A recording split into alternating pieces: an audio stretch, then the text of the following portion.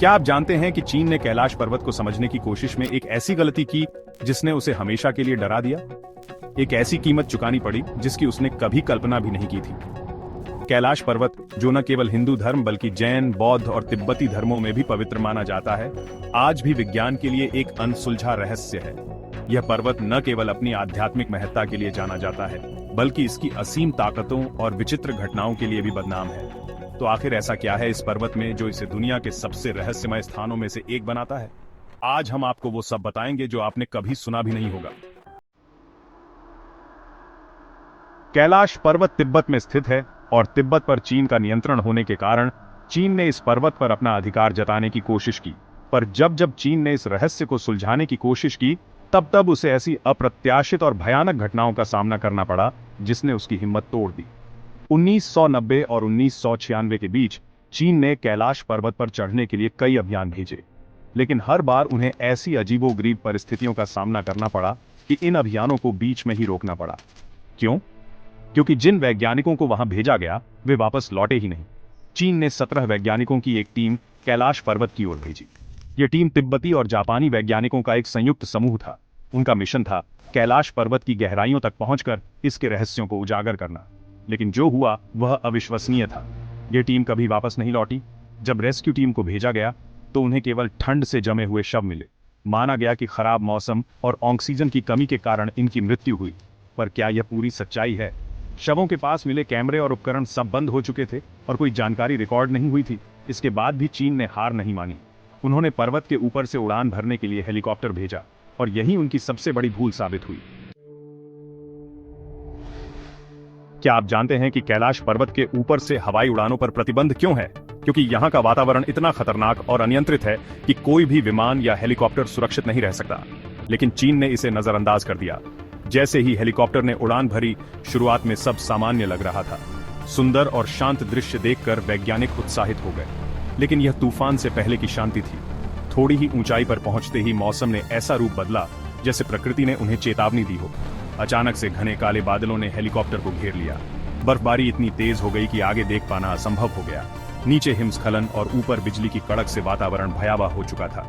Oxygen की कमी के चलते हेलीकॉप्टर का इंजन काम करना बंद कर रहा था। कंपास ने भी धोखा दे दिया। दिशाएं गड़बड़ा गईं। ऐसा लग रहा था जैसे कोई शक्ति उन्हें चेतावनी दे रही हो। आखिरकार मजबूर होकर हेलीकॉप्टर को बीच रास्ते से लौटना पड़ा। इस घटना ने चीन को इतना डरा दिया कि उन्होंने कैलाश पर्वत पर चढ़ने की सभी कोशिशें बंद कर दी। लेकिन क्या आप सोचते हैं कि कहानी यहीं खत्म हो गई? नहीं। चीन ने आखिरी बार अपने सबसे बेहतरीन पर्वतारोहियों को इस मिशन पर भेजा। 4 अनुभवी पर्वतारोहियों ने कैलाश पर्वत पर चढ़ाई शुरू की। यह लोग एक जलधारा तक पहुंचने का लक्ष्य लेकर चले थे। लेकिन एक हफ्ते बाद जब उनकी कोई खबर नहीं मिली तो रेस्क्यू टीम भेजी गई। टीम ने जब इन्हें ढूंढा तो ये चारों जिंदा तो थे, लेकिन उनकी हालत ऐसी थी मानो इन्होंने सालों तक भूखा प्यासा जीवन जिया हो। इन पर्वतारोहियों की आंखें अंदर धंस चुकी थीं। उनके बाल और नाखून असामान्य रूप से बढ़ चुके थे और बाल पूरी तरह सफेद हो गए थे। इनके चेहरे पर ऐसी झुर्रियां थीं जैसे उनकी उम्र 25 साल बढ़ गई हो। हालांकि बाहर की दुनिया के लिए केवल 8 दिन ही गुजरे थे। जब इन्हें अस्पताल ले जाया गया तो इलाज शुरू होने से पहले ही चारों ने दम तोड़ दिया। कहा जाता है कि कैलाश पर्वत पर समय बहुत तेजी से गुजरता है। वैज्ञानिक इस घटना को आज तक समझ नहीं पाए हैं। तो क्या कैलाश पर्वत पर वास्तव में कोई अलौकिक शक्ति है? क्या यहाँ स्वर्ग जाने का रास्ता है, जैसा कि पुरानी किताबों में लिखा है? तिब्बती मान्यताओं के अनुसार कैलाश पर्वत के अंदर शंभाला नामक एक दिव्य स्थान है। कहा जाता है कि यहीं से भगवान विष्णु का अंतिम अवतार प्रकट होगा।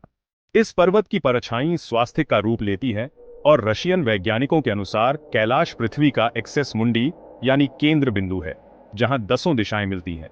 रशिया के वैज्ञानिक अर्न मुल्डशेव ने अपनी जिंदगी इस पर्वत के अध्ययन में लगा दी। उनका मानना है कि कैलाश पर्वत के अंदर अलौकिक शक्तियों का निवास है। उन्होंने बताया कि रात के समय इस पर्वत के पास ओम की गूंज सुनाई देती है और कभी कभी ऐसा लगता है जैसे पहाड़ के अंदर कुछ हलचल हो रही है।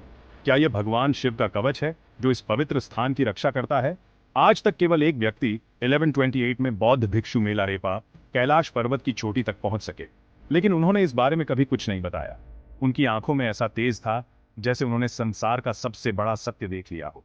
कैलाश पर्वत के आसपास के क्षेत्र में इतनी रहस्यमयी घटनाएं होती हैं कि वैज्ञानिक भी इसे समझने में असफल रहे हैं। तो क्या सच में कैलाश पर्वत भगवान शिव का निवास स्थान है? क्या यह समय और स्थान से परे है? क्या यहाँ अलौकिक शक्तियाँ काम करती हैं? या फिर यह सब केवल हमारी आस्था और मान्यताओं का हिस्सा है? इस सवाल का जवाब शायद कोई न दे सके।